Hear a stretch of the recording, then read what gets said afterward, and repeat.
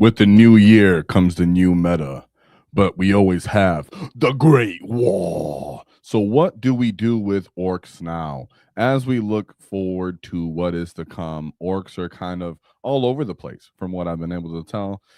Some people are down and out, some people are feeling like we have all the answers to everything. I think this video will be an excellent time to go have a refresh and a brainstorm at the same time. So, some of these things will be tactics that you heard before or that you are familiar with, combos that maybe you have forgotten about or haven't been implementing, and some things just to consider. Of course, this is live, so the chat will be interacting and giving feedback as well. And at the end of the video, we'll stay a little longer so that we can chat. I will be discussing some key units as a whole for orcs, and then I'll go into each detachment and the units and combos that I want if I was to play those detachments. So I'm going to focus down on about five of the detachments, and then I have a few things to say about the remaining 3 detachments that I might be a little less excited about, but I still got things to say. So, of course, let's get stuck in, lads, because it's been a long time. So I'm sure everybody has a lot to say, and I'm excited to be here. And if you're excited to be here too,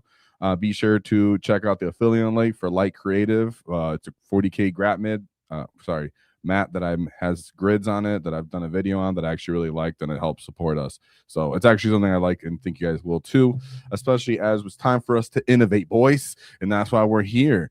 Thank you, Bad Dog, right there in the chat for that, because it's time to innovate and for the Great Wall to grow. So let's get some hot takes on some units real quick, break them down, and maybe answer some questions that I still see going around from the 40K community. And just all in all, what I think people should be kind of looking towards, even though, of course, take it with a grain of salt because we all have our preferences, but it's to get the squig juices flowing. So, hot takes on orcs. One thing that we did get to see is that GW just wanted to clarify for us, which I do appreciate, about how would you load out the commandos when you are to pick the war gear, to make it clear. If you have your distraction runt and your bomb squig, your breaching ram, your custom shooters, all of those things have you be distributed among the squad, and you can still only have one bomb squig and one distraction runt that is available for that 10-man unit, meaning when you split it, only one of those 5-man units will have access to that war gear, including the special weapons. So typically people will split it either Dakka and melee or trash and special weapons. That being said, I have been using more and more commandos, and I think as we look forward to it, depending on what detachment you're playing, of course, we'll unpack that as you go through this video and look at each detachment. I think that there is play with even more commandos, have more infiltration, play the initiative game, board control game, and really take advantage of the fact that we need to create space if we are going to have the most elite or reliable, pound for pound killing rules that exist in the game. So with that being said, I think the hot key here is I'm not going to really limit myself to just one Mando unit when I'm making lists, nor should you, but don't be shy to shut them off and just keep it down to one. Just food for thought. Next thing is Mega Knobs. As we were looking into the Vitrix Guard, for example, Orks really didn't have a lot of answers for that. Now Vitrix Guard have gone down to 3 wounds. We do have some answers for it, yet we still have the whole straight up issue of we lack AP. Not to mention that they're -1 to wound, and they typically have some efficient characters with them. So do Mega Knobs really want to go toe for toe in this elite 2-up save infantry meta?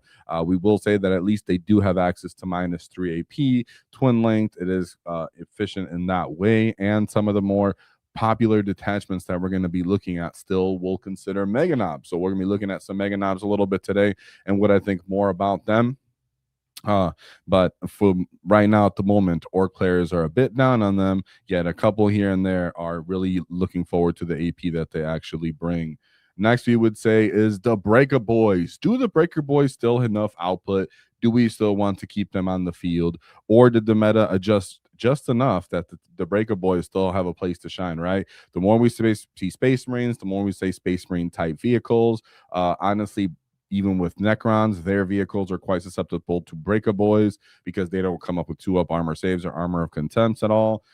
So Breaker Boys still like to crump them pretty well. There are other factors, such as maybe you run into knights throughout the meta as well. Other factions are not simply gone just because the couple bully factions are theoretical, I would say. Bully factions are coming to fruition. So is Breaker Boys still going to have a place to go? This is what I'm looking. This is more of a hot take, Key. I personally have not been finding myself taking as many Breaker Boys, but I'm very aware of builds in styles and archetypes that you would consider bully boys. So whether it's loading up what we'll talk about as a blitzel wagon, or with just multiple units being able to fit inside of transports being the most viable way, I still think a lot of the time people are bringing the war bosses, as it seems to be the only way to get efficient output from them. So then we move to something else that is kind of a gambit role here, is the tank busters. Once was the scene our most auto took unit. At this point, it's really up and down whether people are taking tank busters. They almost feel unreliable and too costly. And you also think you need a character kit to get some kind of efficiency out of them, not necessarily what orcs want. Yeah, as we go over through these attachments, you're going to see where I would want them, how I would consider the characters, and if I was to support them, it's not simply always plug and play the same character to support them in every circumstance or list. So that's fine. Personally, I don't always bring tank busters, but I totally understand in some detachments I do. Then we move to the bikers and Coptas. I think where they're at for points and for what they do for us, they're just cheap T6. They actually force saves. They have a decent ablative wounds. Now, some kickback you will get is there's a lot of damage 3 in the game, a lot of AP in the game. Yes, but because they are cheap, they are efficient in that way to be, as well as the Coptas themselves having the deep strike ability to keep your enemy honest. People are finding ways to fit them more on their list. In tandem sometimes with other stuff we'll see, like a Snick Rod. So we have and don't worry, we're gonna have other things to talk about with bikers, because I'm really on a biker hype right now to a degree, but it's because I'm trying to really brainstorm on how we can expand. So don't sleep on bikers. I feel like they have a little bit of interesting play, not only in Kult of Speed, but maybe even in something like a more Dakka. And we can talk about that more as we move forward. Then we have Boss Snickrod. Is he an auto take? From all of the competitive lists that we see and everything that we're doing, it just seems like people always want to bring them when you're talking about GW terrain. Whether orcs are going all in and trying to get stuck in and pin or jail the enemy, Snickrod is there to continue momentum and scoring, as well as when the enemy opens up opportunity in their backfield, he delivers even more points in that way. I have heard some funny ways where people consider taking him to lead some commando units. I personally don't think you should do that. I think Mandos personally function well on their own without him. But I just had to put it out there that though I respect people having fun and just doing it, I really do think you'll get much more value out of Snickrod just being independent. Even if you're taking him into tactical to give out orders or what it may be, you don't need to stick him with the Mandos. But he is much more diverse than people give him credit for. He's really proficient on GW when you need him to run out and kind of secure natural expansion, clear, screen your backfield till late game, and then jump forward, turn 4 or 5, and really pull some points through. Sorry, guys, I don't mean to burp. Then we have Gaz. So Gaz, is it his time to shine, right? A lot of people are immediately looking back towards Gaz, right? Oh, is it time for the big get again? Is our Primarch level character, poster boy, get War Chief really the way to go? Now, we will see some lists, because as I'm showing, I should have mentioned that earlier, as I'm showing all these attachments, I have a list as an example right after I go over each of these detachments, right? So I'm going to break down the detachment a little bit, not so extensively like other videos. And then I'm going to immediately move into a list so I can give you an example of. But I noticed that a lot of the lists, whether it was from my, as I do, I look at other people, I talk to other players, but also things I like to do, and I always push those forward. But it still seems like the consensus is Gaz is doing a lot of the heavy lifting, especially when we talk about the Katans that are coming up, right? Satans, Katans, whatever. Gaz was always kind of a bane in their existence. At least Makari was. Then we move to Knobs. Is it time to bring back the Scalpel unit, right? If you've been around here since Index Hammer, what I mean by the Scalpel unit is the Knobs, 5-man Knobs with a War Boss typically was the Scalpel unit, but sometimes you can consider the 10-man unit for that. When we look at some of the problems we're running into. If we have to blow Necrons off objectives and delete entire units, you might need to go into the 10-man units. You might need the 5-man units. If you are to flex into maybe a tactical brigade or some kind of bully boys list, you can vary in the sizes of what knobs you would bring. but is it Breaker Boys or Knobs a lot of the time, and the War Boss, because they're fighting for the War Boss to lead them. There is a back and forth going on here in our understanding as a community, whether Knobs are going to take the place of Breaker Boys again to deal with the elite infantry because they have more attacks, or you're going to fall back on the damage 3 and anti vehicle 2+, right? 4+, right? So I think that's really a meta call, and what else you're bringing in support, like how many Snagga Boys and Beast Boss do you have on your list as well. So I'm very much into both of these, and if you are building your lists out and you're fighting back and forth on these, definitely play it out, see what's going on in your meta as it adjusts, and then adjust accordingly. Of course, if you need more points, Knobs are a better option and they fit better in trucks, but Breaker Boys really go into some of the key problematic units that we're going to have as we move forward too. So not saying which one's right or wrong yet, but I do think we really do need to just test it out for a little bit. But that's where people are with Knobs. Don't sleep on your Knobs yet. Then we go into flex. What do I mean by flex? When I say think out of the box, I'm talking about stuff like maybe a Blitz-A-Wagon, the mobile Dakka wagons we talked about. As for a Blitz-A-Wagon, I see people everywhere on the internet right now kind of describing a Blitz-A-Wagon without calling it a Blitz-A-Wagon. So we're going to describe a Blitz-A-Wagon right now, what I mean by that. If I was to take multiple units and store them in this battle wagon and then have them pour out one by one or even all at the same time, that would be considered a Blitz-A-Wagon, where you take advantage of its capacity, whether you still have Gaz in there with 10 knobs or you have Gaz in there with 5 mega knobs, and then you put in some Breaker Boys in there, whether you put in a 5-man knob unit in there as well. There's ways that people are now fixing up these battle wagons where they're fitting 2, sometimes even 3 different units into a battle wagon, and we are calling that a Blitz-A-Wagon, right? So if you are talking about storing a wagon with multiple SWAT teams, right, that's where we get the name Blitz-A-Wagon from. SWAT teams are we put a truck and we put 2 different units inside of a truck. We're calling that a SWAT team. A Blitz-A-Wagon is essentially a bigger SWAT team, right? It's kind of like a siege force almost, right? So that's what a Blitz-A-Wagon is. Now that we use it, let's get that name going as a community. I appreciate that. You get spread the word that we're using Blitz-A-Wagons. All right. So next, it's time to actually look at the list one by one. So like I said, I'm going to give some cunning tactics, some flexible options, my thoughts on these as I unpack them, not get too wordy here. And then I will go and actually show a list right after this. All right, so we're going to do that for at least, I think I have 5 detachments that I did this for, and then words on the last couple 3. So with me, remember, guys, this is live. Keep it going. I see you guys in the chat. Don't worry, I'm talking back.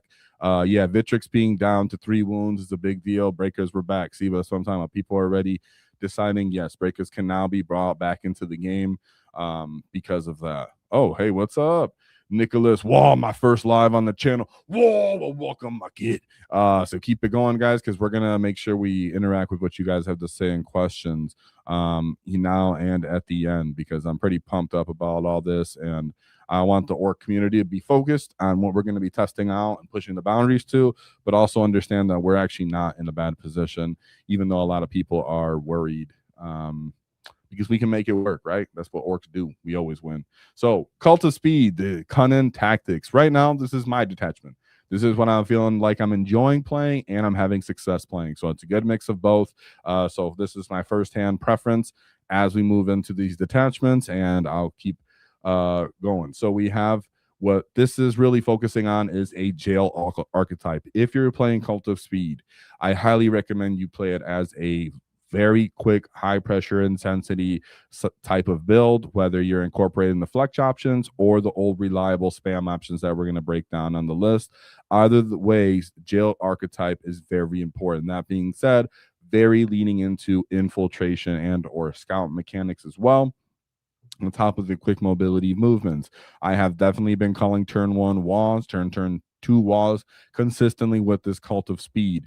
In the past, I told you maybe you can play it out till turn 4 to kind of give the enemies, a reason to respect you to a certain degree and kind of play out the game. That was with how the meta was in the past, maybe a year ago. With how it is now, very much high intensity. You want to lean back on that 5-up invuln defensively.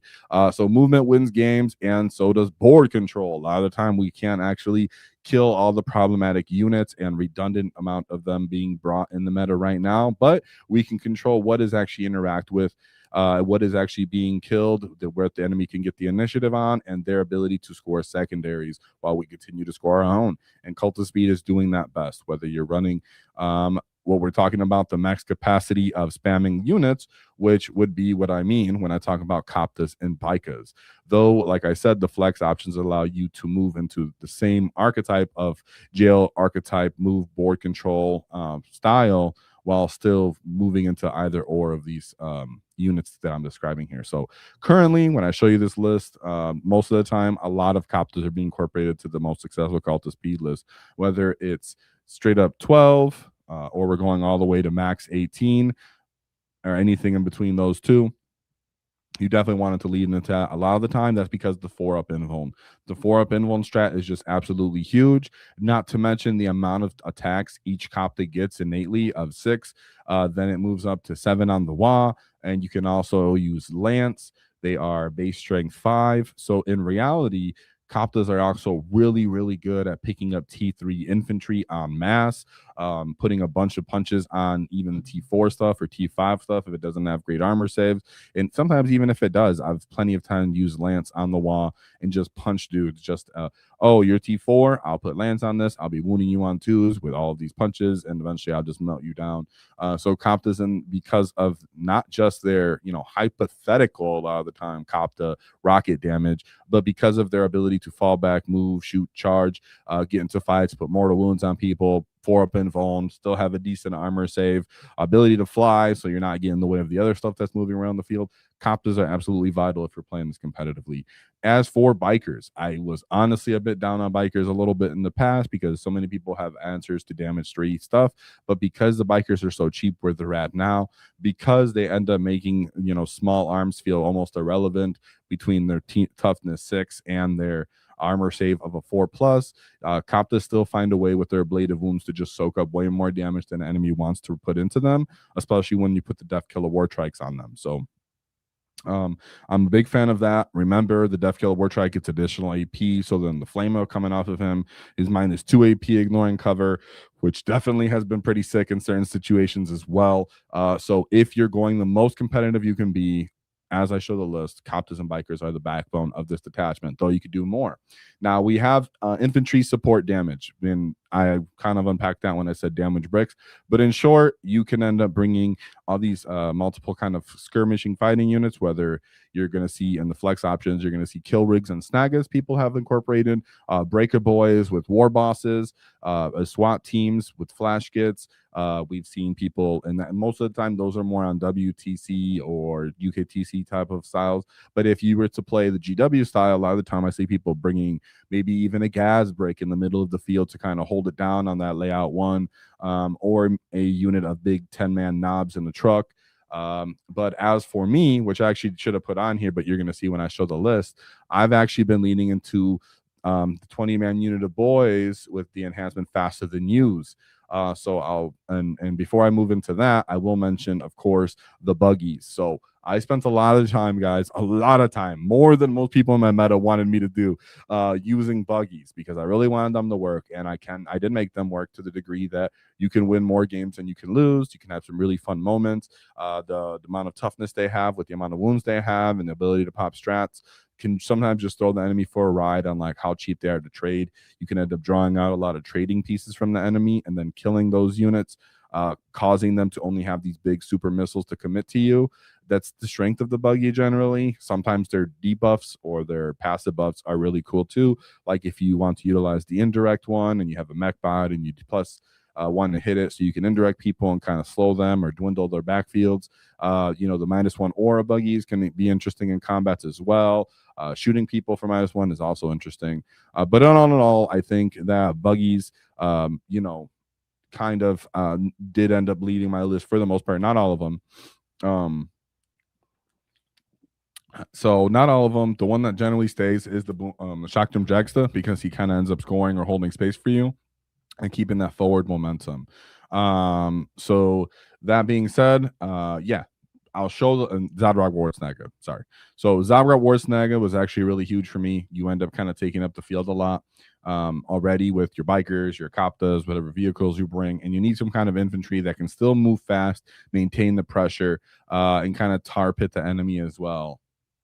So I'm a big fan of Zod, and a lot of the most reliably competitive lists are incorporating Zod. But like I said, if you're playing on different terrain, you might drop Zod for just more stuff because you find yourself just making contact quickly from behind walls and stuff. And I understand that. So let's show off the list real quick. So this is my personal list that I've been running, and we have the after action report. So you can check that out. It comes out, I think, Monday. So from the point of this recording or something like that. So you can see me use this in real time at an RTT.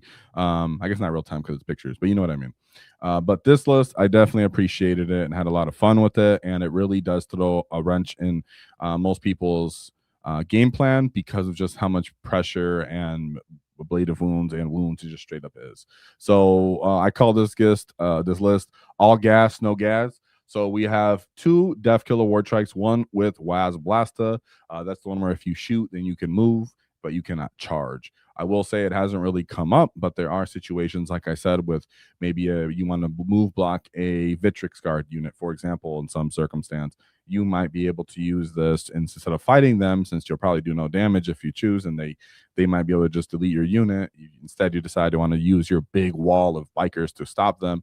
That's the WAAAGH Blasta, hypothetically, is for slowing stuff down. But typically it didn't happen. Typically I was just getting in people's faces.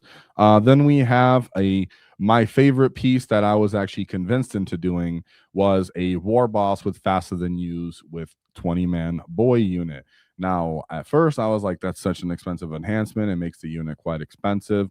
But one of my good friends was like, well, I kind of feel like that's the main reason you'd play this detachment, dude. I mean, you could just straight up throw these guys in people's faces. And so after some back and forth, I really started to join this piece. Being able to put 20 boys on people's deployment zone is absolutely huge.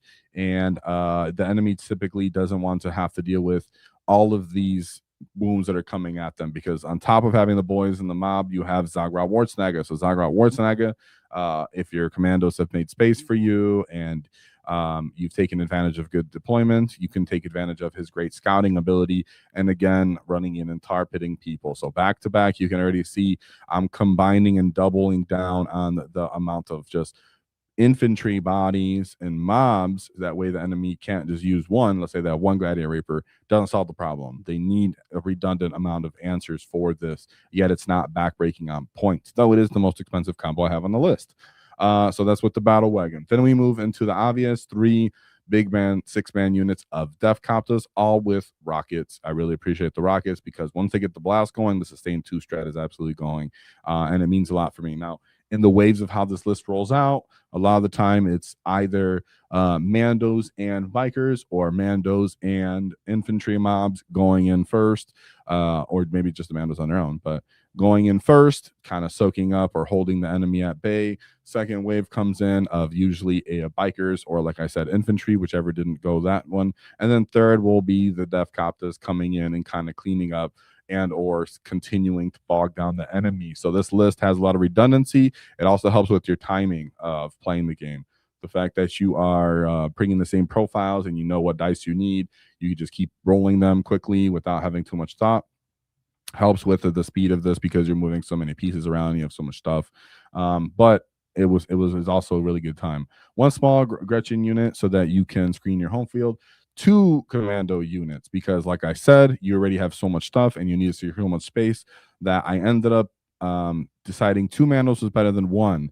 The reason for that also is because I'm trying to use one of these Mandos to completely neutralize, really, enemies, infiltrators, and or scouts. So a lot of my games, not all of them, but a lot of the games, I would keep 1 Mando unit out, go along the home, the whole no man's land, and just box out enemies that can't even scout and or infiltrate. And then I'll split my last 10-man unit into different zones, and they act as scoring or screening units as everything else moves to take momentum. Then we have the big shock jump dragster. Let's go. He arguably might be the most reliable buggy, just because you can take advantage of his moving around and he acts more as like a tool for you, and he's still at that good point cost. So Shotgun Dragsta felt pretty good in that way. Always held him back to screen, and then as I needed later in the games, he would come forward and try to score. And kind of keep the enemy backfield, respectable of their backfield. Even though I would also, a lot of the time, deep strike one of these copter units.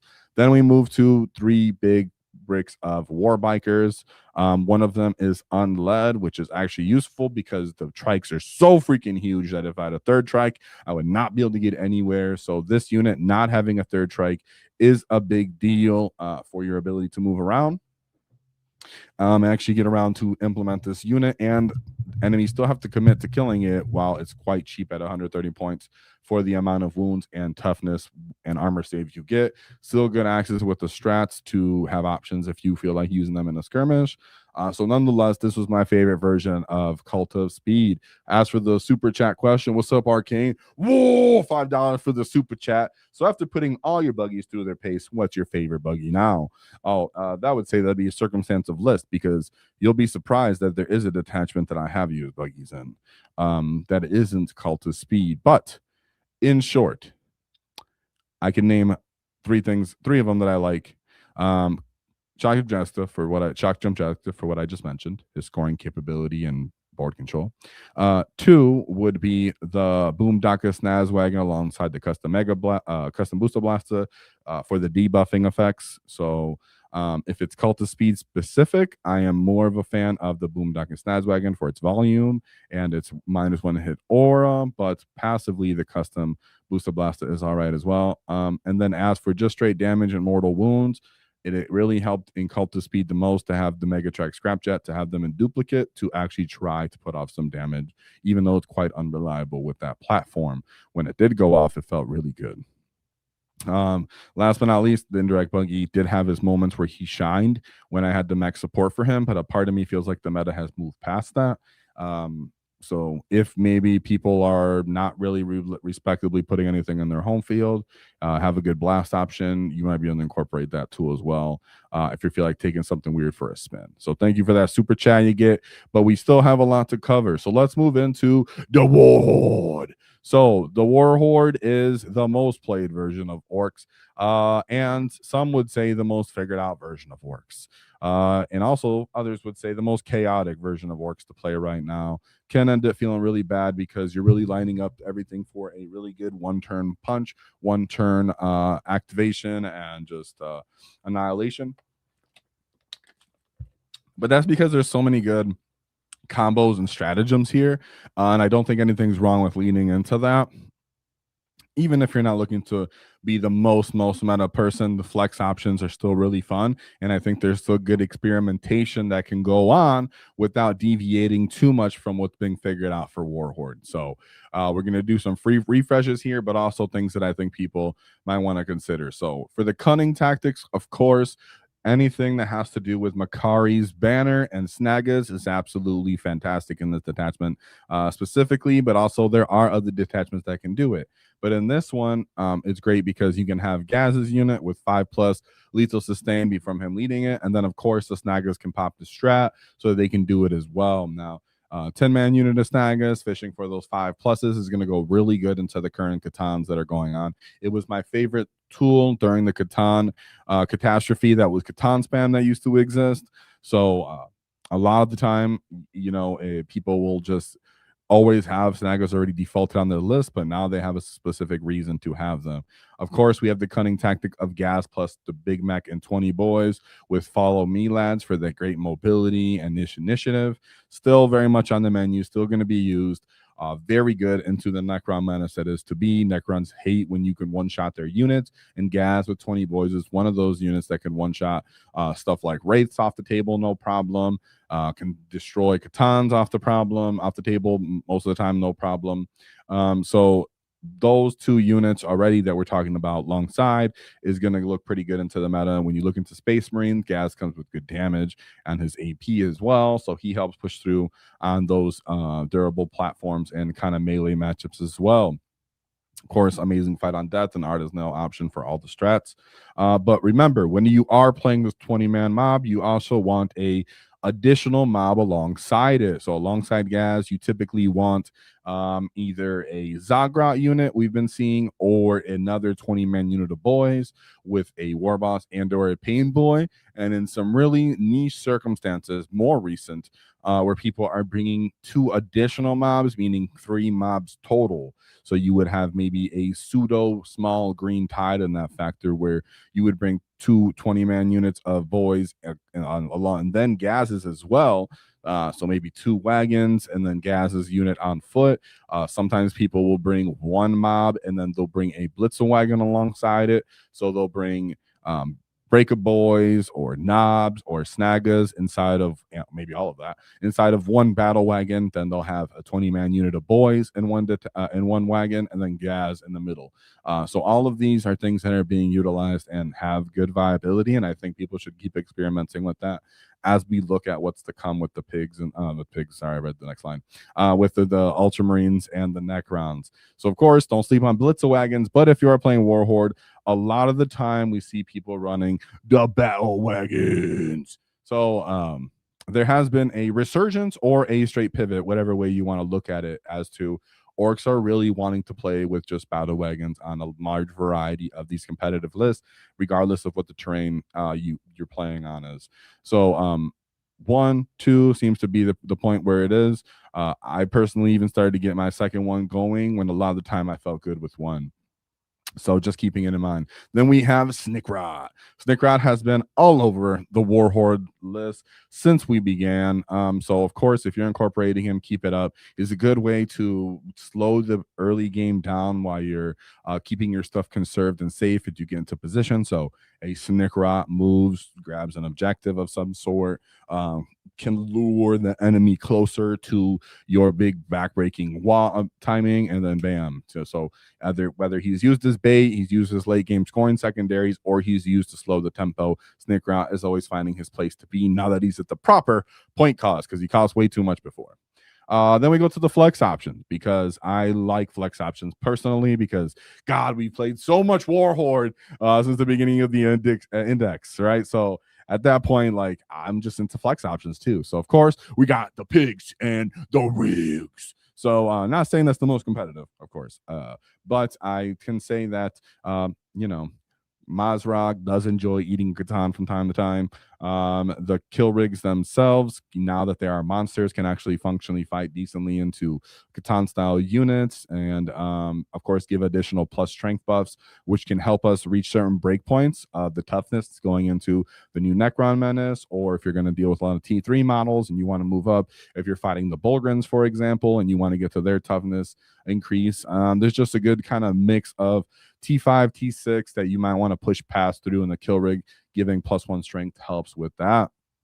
And then we have the Dakka support. So I do mean the Dakka truck in this case a lot of the time. Sometimes people are bringing 10-man units of flash kits. I personally did a after action report. You can look where I had a bunch of flash kits on that list running as 10-mans. It felt really good for the stratagems, whether you're fighting on death, critical 5+ punches, whether your art is nailing with them. Don't need a leader. That's something that's so annoying for me as an Ork player, that I feel like to get any kind of output or good unit, quote unquote, that I need a character. So flash kits feel really good that I have something that's functional that doesn't require the character to hard carry it.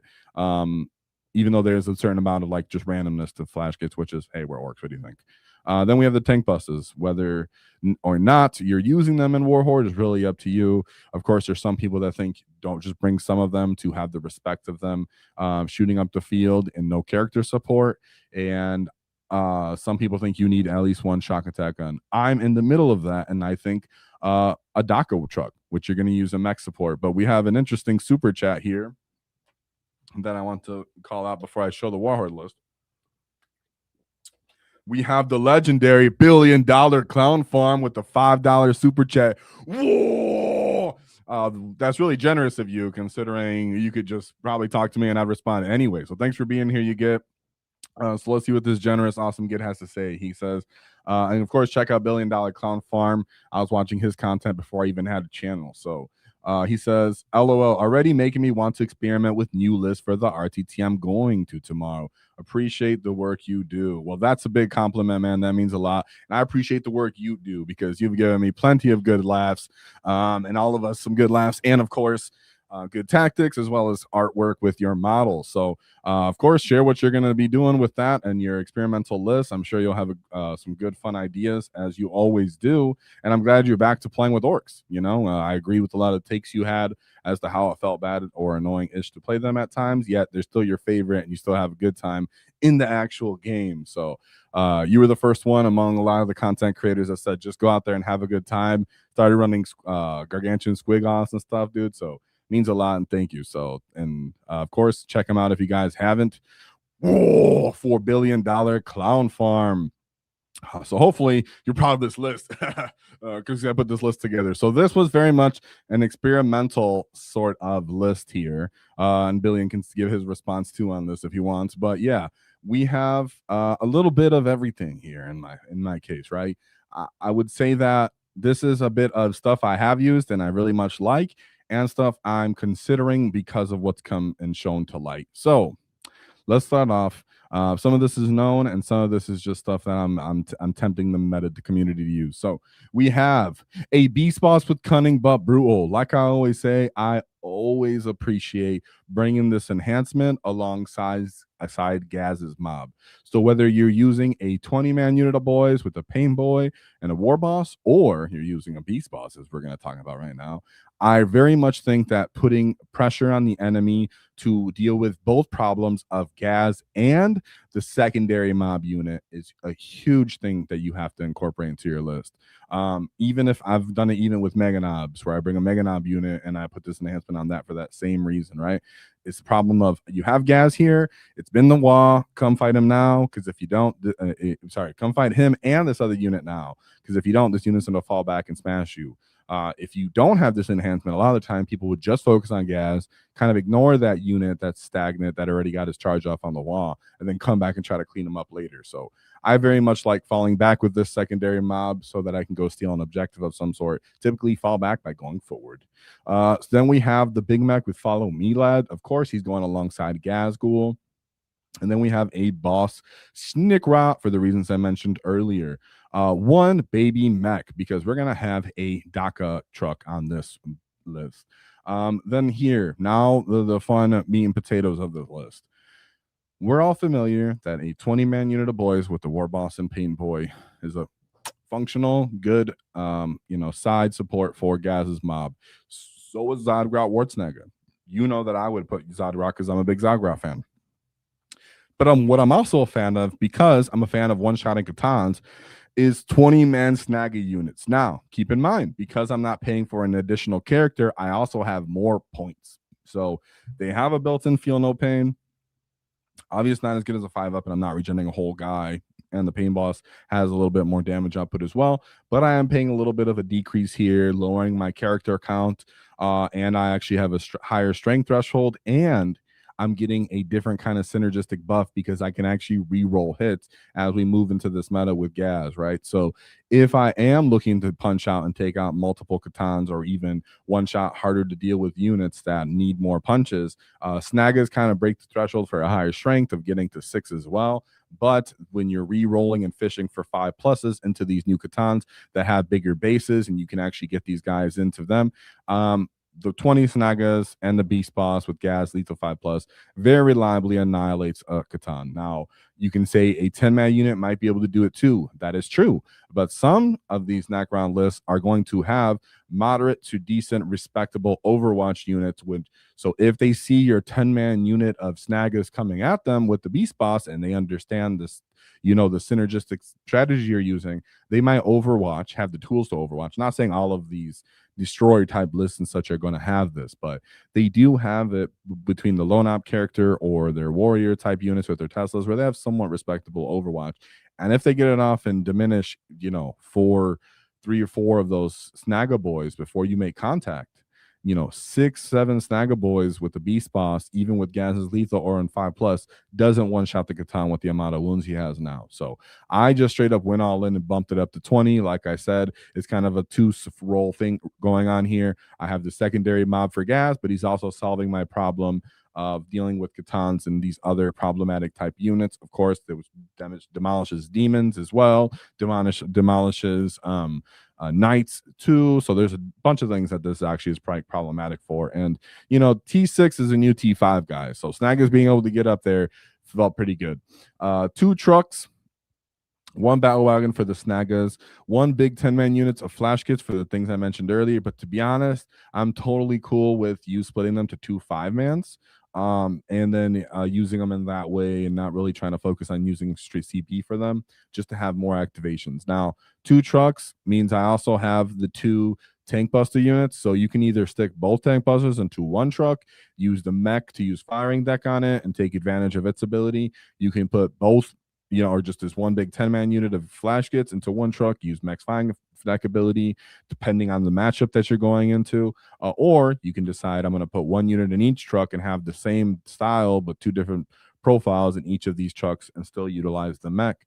Then the mech also acts as more of a scoring thing for you because you're going to have all these 20-man units. You're going to have some of these elite shooting units and vehicles and stuff. So having a mech out there to still do secondaries, act as another little third unit for display of might and stuff like that does come into play. Now, I still want my commandos. I do not like just giving up completely no man's land. So I do think that if you're playing Warhorde, these kind of pressure style lists, I want to break the enemies back. Still take your commandos. You know, if you want to keep them safe as 5-mans to secure no man's land, stop the enemy's most important deep striking zones. That's very important for Warhorde, in my opinion. When you start setting up for that go turn, you cannot let the enemy just simply choose where all of their deep strike ingressing type units are coming in, and then being able to take the initiative from you with them. So, or setting up really annoying heroics.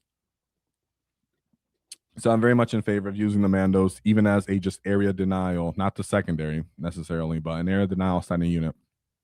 2 5-man units of Storm Boys, and then 1 War Biker. I like the War Bikers because of, like I said, their toughness and armor save, but a lot of the best players I talk to think that going for the most Storm Boys necessary that you can is very important because they can still continue to advance and charge. They can continue to throw grenades for you. They can deep strike. They can kind of continue momentum in that way. So Storm Boys are somewhat beloved to high level kind of competitive players, but then a lot of the times people like me or other style of competitive players just think that they're too soft and would rather go for more war biker style of units, maybe just 1 Storm Boy. So that's really a flex whether you bring more Storm Boys or more war bikers. I don't think either of those answers is wrong here. And last words from our boy $1 billion. He said, thanks, mostly focused on hobbying right now. Yes, I remember you were kind of mentioning that in your other videos that you were like going back and forth. You have some funny lists that I like, so check those awesome reports you did out. So and he said, and your channel is a great way to catch up after taking long breaks from playing. Thanks. That's actually what this video is about, right?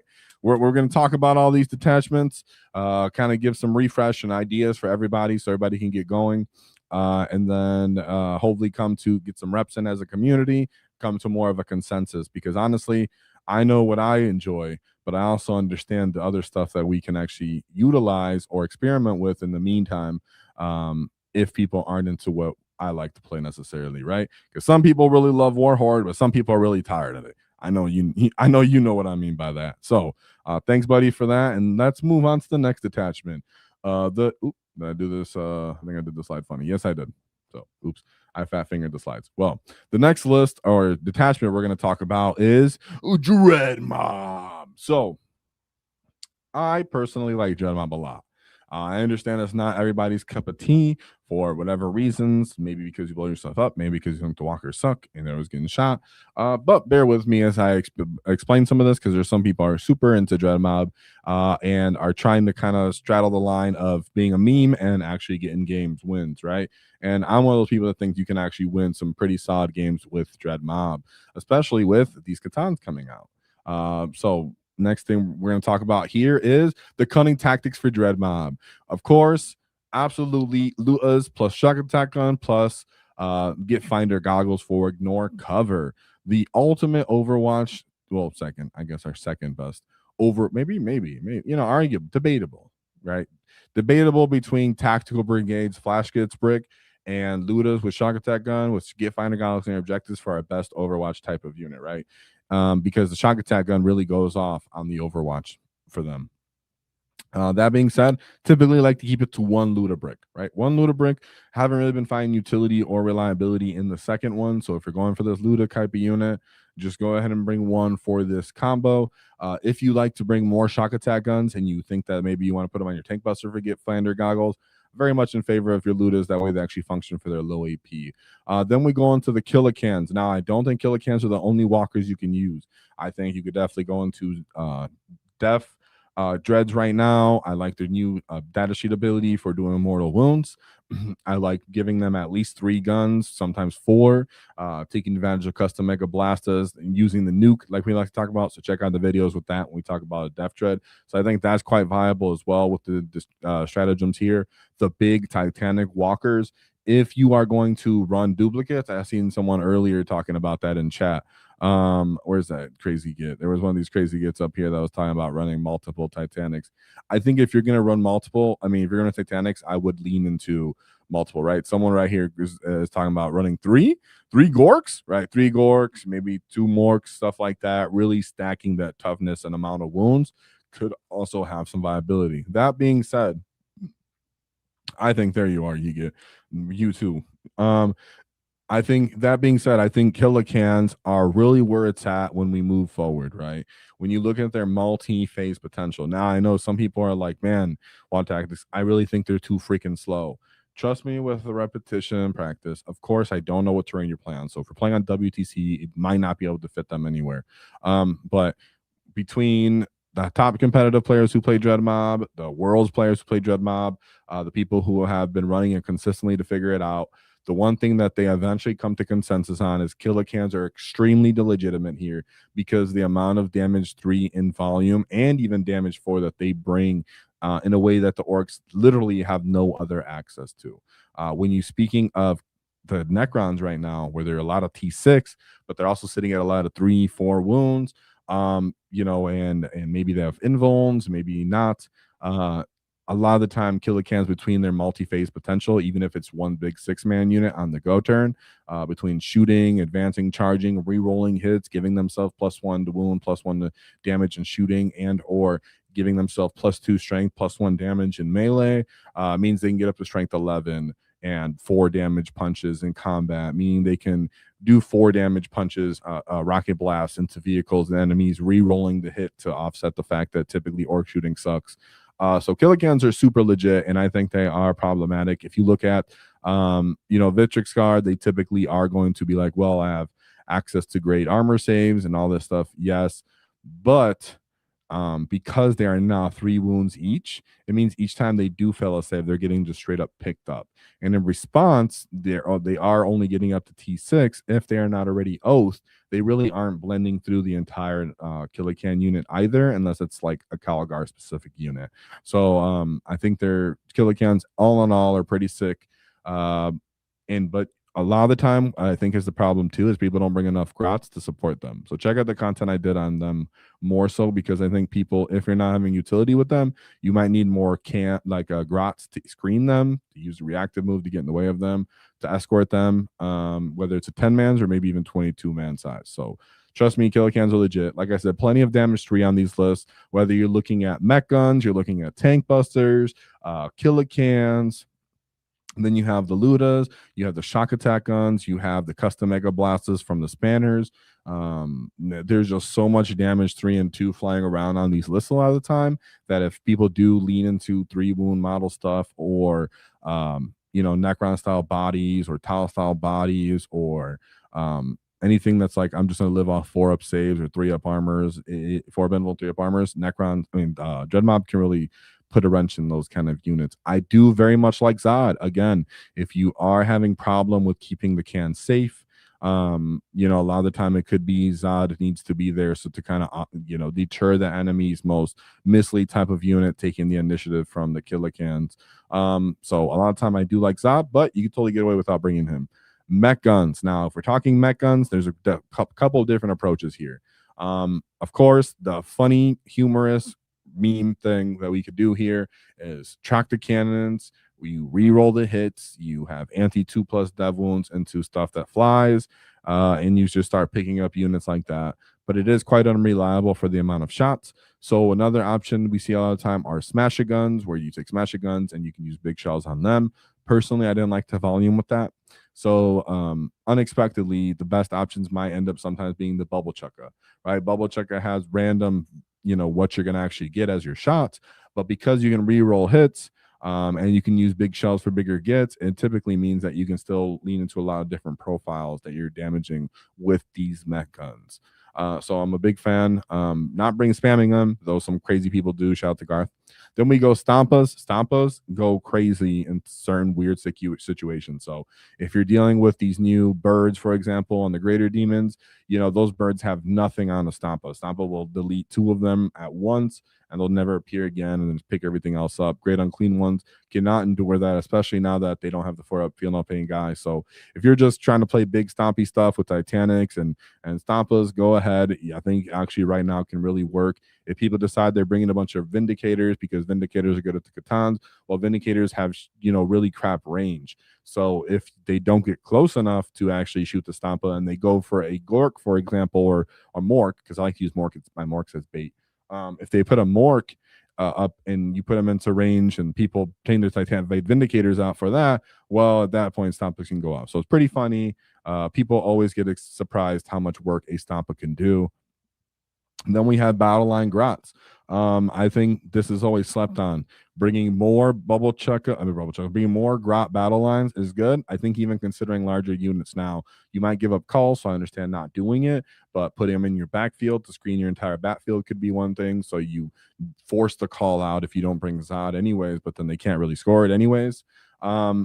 As well as battle line grots in the case of I have a bunch of these small units. They might be reactive moving to get in the way. They might just be more OC and scoring potential and stuff you have to kill and activate into, while everybody's playing quite elite right now, and they just don't even feel like killing these stupid grots, especially on that wall turn when these grots actually start charging into them, and they're like, oh, I don't even want to. Oh, I got grots in my shoes, right? And it's just people are like, I really want to kill those other big stuff, but you're throwing these stupid grots in my face. So don't sleep on battle line grots. Then we have tank buses. Not typically super sold on tank buses in Dread Mob, because as soon as they're -1 to win hit, they're not that appealing anymore. But because you're going for the redundancy factor of damage 3 and good AP, a lot of the time I still end up leaning into them with shock attack guns. So let's get into the list. Oh, that was I already did, that's the next one. This is the list. Excuse me. Boyz we'll talk about next. This is the list. Where are you guys at? I see you guys in chat right now. Don't worry, you guys are asking questions. After I get through some more of these, we'll answer more questions as well. If they're super chats, of course, I'll answer them immediately. But to make sure I get through some of these videos, and this video is not 2 hours long, I'm gonna make sure I keep going. But thank you guys. Don't worry, I'll still answer and come back and read your comments. So we have the Dread Mob list that I'm looking at. So this was somewhat motivated by my favorite Dread Mob player that's in our community, our boy Collins, right? Collins out here playing Dread Mob for such a long time. And we built lists together on stream before where I shut it off, and he's still running it, and his list was already ahead of the game, very similar to what he was running and what I was running, with a nice little twist from our preferences. So I explained my preferences, and I think there's other good options as well. Yeah, like Tiger's saying, I think Dread Mob really does have some legs, so I'm not just pulling your legs here. Your stumpy orky legs. So straight off the bat, 3 big max with shock attack guns. I like that AP. I'm tired of you Space Marines. -4 AP. Get Finder goggles. When some of those stupid Tyrannofaxes jump out and they got a rupture cannon or a spear acid cannon, whatever it's called, and they decide they're gonna walk out to that middle objective and try to stat check you, that's when you just say Overwatch. Boom. I'm gonna use lethal here. Ludas, make it rain on you. Shock attack gun, boom, just take you out. And all of a sudden, you either one shot or completely crippled the enemy problematic unit. Of course, this is a good way to get around Armor of Contempt as well. If enemy unit moves onto objective and you overwatch them, boom, you can mess with them. So I love it. Then we have Zagrot Wartsnaga. That's it for the leaders. Don't want to go too leader heavy on these lists a lot of the time. That's sometimes the thing I really like about Dread Mob. You don't always need to go leader heavy. So, of course, I got Zod there for my big unit of Gretchen. Then I have 3 minimum size units of Gretchen. Like I said, I try to bring more. There are arguments that you drop Zod and you bring just more small size units too. I totally think that's viable. Maybe fit a Snicker out in here instead of a Zod too. Then we have 2 trucks. Trying to keep it minimal. Don't think you need to go too crazy on the trucks. And people have questioned as well. What about a Dakka wagon? Hypothetically, a single Dakka wagon might be interesting where you poke it, of course, with the mech. But I don't typically find myself doing that with Dreadmob because I have so many other guns everywhere that I really just want these units that are within the vehicles to come out when it's actually time to shine. So we have 2 trucks, followed by 2 5-man units of flash kits. A lot of the times those can act as SWAT team members as well, or you can do leapfrogging where you have the big 10-man unit of looters in the truck. They pop out, stage up, then move out to the middle of the table so they can look at someone and find a good overwatch target. In the meantime, things jump back into the trucks. So that's where the flash kits are. They also can act as like a reserve type of unit if you would enjoy that. Then we move to the big core of the list, right? People always take for granted how hard it is to really kill the cans and pick them up from the enemy perspective, especially when you have access to -1 damage. Now, I'm not saying they're going to endure the entire enemy army, right? I'm not saying they're not going to die. They are. And when it's actually when it's time for them to die and you expose them, they are going to take a big commitment, though. And in response, you should have other assets that are still awake, ready, alive to go. That's why you go redundant with a second can unit to continue to respond. Of course, you at least want one of these can units untouched on that go turn for the wall for the stacking of the strats that we talk about in the video where I break out how to use cans. And a lot of the time, you could also end up using the other can unit maybe as reserved post wall, or you keep it somewhere kind of staged up more safe to come in late game once enemy has already committed and done everything and these cans work their way up the field. So I think that a lot of the time, if you're struggling where you're moving them, I would say just put them in reserves. Think about where to put them safely in the video when I broke that down and showed that as well, and hope you can help figure it out. But they completely shine when you're looking at re-rolling hits and doing the whole 1-2 shebang with them. Like I said, the looters go with the shock attack gun. Then we have the mech guns. So I brought the mech guns on here. If there is argument to just let the smasher guns be there for all these 3 damage shots going down the field, or the bubble, as I mentioned earlier. If you're using the bubble, there's a chance you might need big shells for bigger units. If you're using the tractor cannon just to the anti-fly potential, you really only need 1 CP just to reroll hits, and you still might get your result. So if you're dealing with big stinky Primarchs, or if you're dealing with these Skatons, maybe it's your local meta, you might be a crazy person. Bring the tractor cannons and make everyone feel bad. Nonetheless, I'm pretty back and forth on these mech gun profiles. 2 tank buses, and then that says a 6-man war biker, but I meant a 3-man, and then a 3-man war biker unit. That could be a storm biker unit. So nonetheless, this is kind of where I'm at. I did go for war bikers though, because as for the toughness, alongside the cans and the trucks and just all the other stuff on the field, it's a little bit more commitment to pick up the bikers than the Storm Boys. So here's currently more of my favorite and preferred style of Dread Mob list. If you want to incorporate Titanic models, of course you can do that as well. There's plenty of units that you can swap out, whether it's the tank busters and the mech guns for that degree. Try to find a way to maybe leave 1 truck off the list and you start bringing some walkers.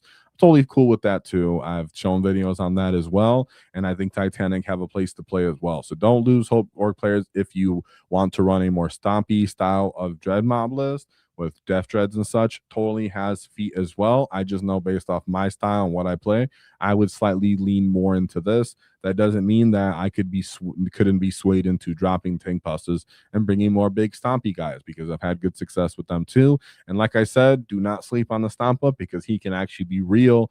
Like someone was asking in the chat, I promise you can win games with them. Just check out our backlog. It definitely absolutely works. So if you want to use a Danuke, right, we have a video on how to use Death Dreads. So all the loadouts you're thinking about using for Death Dreads, you're going to advocate for in your comments, I have videos on those too.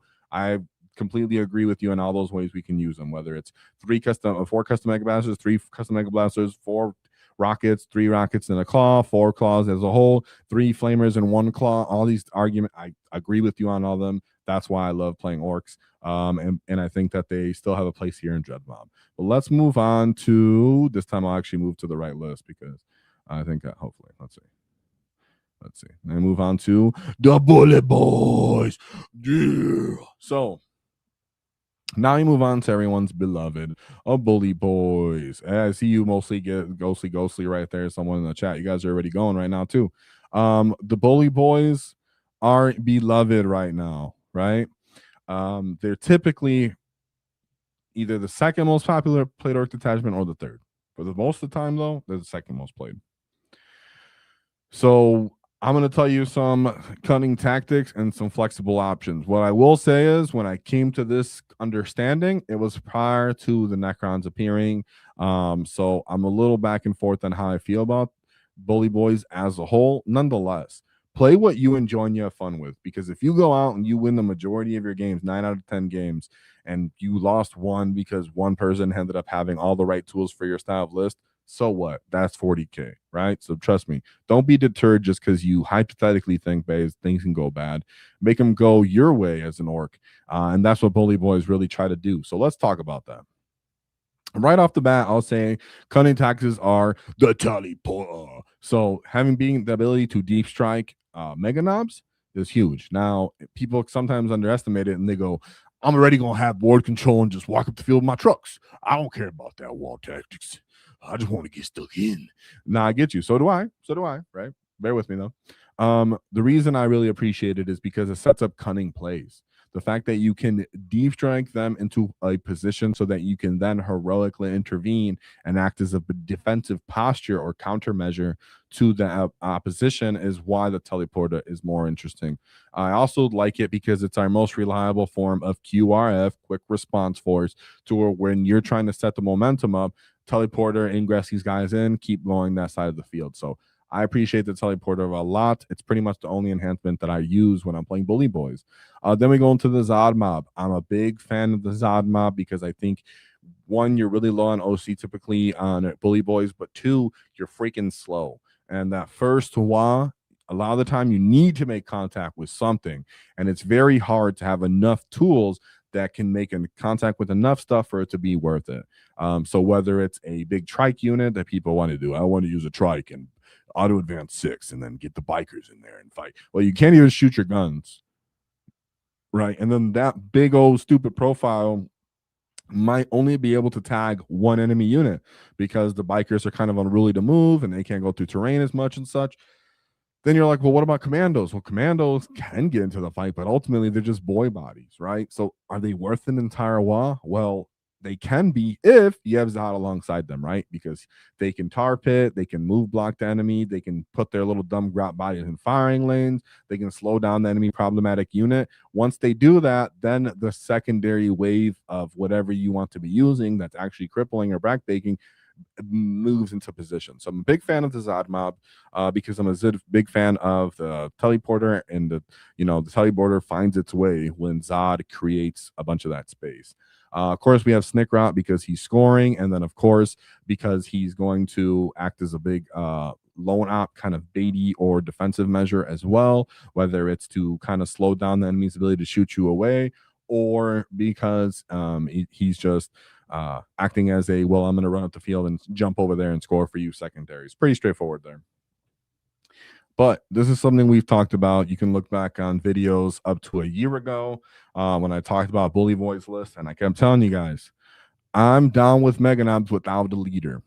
Now, how many units you can bring without a leader is dependent, and that's what's room for, understanding when we go into the meta and start experimenting here and innovate, right? But I promise you, when you're making your Bully Boys list, trust me and at least make one unit that doesn't have a leader. Because the fact of the matter is, the Mega Knobs are the only thing that are going to have access to strats that are worth anything other than you can re-roll hits with a 10-man unit of knobs. So the Armor of Contempt style strat, Fight on Death style strat could be used for them to be a more interesting way. And Mega Knobs just, function and don't feel bad when they don't actually have to pay for a character that really doesn't commit that much sometimes. So let the Mega Knobs be without their character. I'm a big fan of that right now. As for how many you get away with, that's really determinant. We'll wait to see. But then we have War Boss and Mega Armor. So if I am to bring one character, I'm typically bringing him. The damage 3, the +1 to hit, that's where it's at. And a lot of the time, he just survives for so long. You can also maybe consider him for Big Gob. Gets kind of fun when he can start yelling at people, making them take battle shocks. Then we go to the flex option. So we have gas. Again, are we thinking gas for the damage sake? Because he's the damage 4 and he's a lethal aura, and you're like, I can re-roll for it. There's a lot of big tough things going around. We keep going back and forth on Bully Boys whether we need gas or not.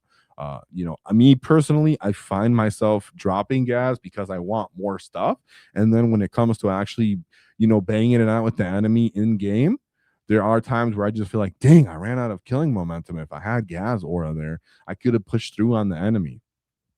And then on another sense, he could not be on the list and just bring a bunch of stuff, right? Where I just have more units for the waves of wall that I'm going in, because I might not kill you, but I can keep making contact with you and keep playing the game at my tempo. So that's why he's a flex option and not at the cunning tactics side of the table. Even though I understand, I appreciate both sides. Then we have Mandos, again, commandos. I think that you really do, because you have Zod need commandos, so he was almost a cunning tactic. Then again, 120 points, I can find out why people wouldn't bring him. My personal opinion is definitely bring the Mandos, split them apart, let them act as scoring and securing space in no man's land, right? So I would even almost shift these guys over to cunning side, but it's all good. Then we move into the return of the 10 knobs. So we did see a lot of the time where people starting to drop knobs. They were like, I don't want to bring them anymore. They don't really have an ideal place of target things to hit anymore. Well, if you're going to bring gas, there's a chance you're going to bring 10 knobs, because the 10 knobs are the only thing that have enough value with the reroll hit strat to make gas's lethal aura actually feel worth it. And a lot of the time, because people are going to have other stacking defensive abilities, you're going to want the lethal and the amount of punches for gas, if I'm from the knobs, to make it feel worth it. So I think there's a good place for 10 knobs to return into your Bully Boys list with or without gas. So even if you don't bring gas, I can still see him being useful, because Fight on Death becomes more interesting and reroll hit becomes more interesting. Plus, you really just need it for that one time, because they're typically going to die after that. The Blitz-A-Wagon's a huge flex in my opinion. There are times where people are just like, bring 3 trucks, which I'm kind of a little bit more one of those guys. But there are people that are saying bring 2 wagons, bring 1 wagon and trucks, and then incorporate multiple units, maybe a Break a Boy, maybe a Knob unit, maybe a 10-man unit of Snagga Boys, and then also different characters inside of there. There is also a weird ability where people sometimes use a Blitz-A-Wagon for a knob and 10 and gas and 10 knobs. Personally, I haven't tried that, but I have seen people lean into that, and it is pretty outstanding. Last but not least, we have the Big Mac and Mega Armor with Custom Force Field. Not loving him because, man, the damage output at shooting right now can be devastating. I don't want to lean on a 4-up info, and even if I have a find up feel no pain on that, right? A Vindicator does not respect that. Plenty of other Space Marine weapons don't respect that. But nonetheless, the ability to grow back Mega Knobs can feel pretty sick. Putting a guy out to bait some shots off, they kill him, you peel him back off, and the enemy kind of wastes their shooting phase. I understand that is appealing as well. And if you're crazy, get taking the devastating custom shooters and re-rolling the hits on them with your Big Mac so that you could try to fish for more hits and then get more devastating shots is hilarious. Don't recommend it competitively, but I understand the humor that you're trying to achieve there.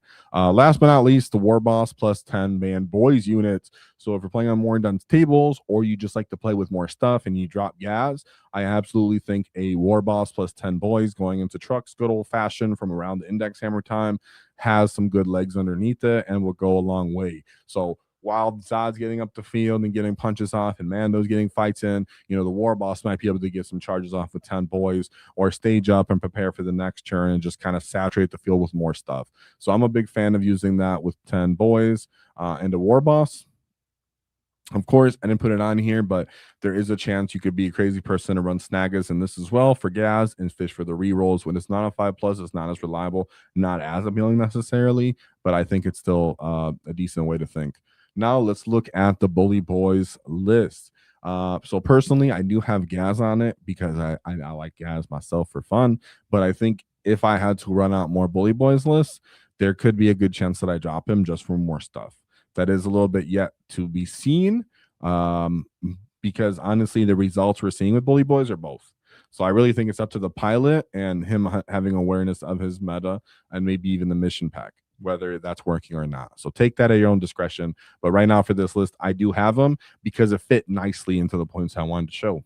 So we have a boss Synecrot again.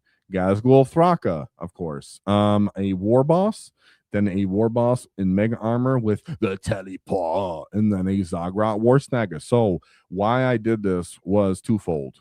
I wanted to still appeal to the people that like to bring a lot of characters to have all the missile launchers buffs, but I also wanted to show that I didn't go overboard and give every single unit a character. And I stuck to the idea of not as many mega knobs with characters. So you can even peel off more characters from this if you wanted to. I kept it at least around 500 points, I think 500 and a little, maybe a little more.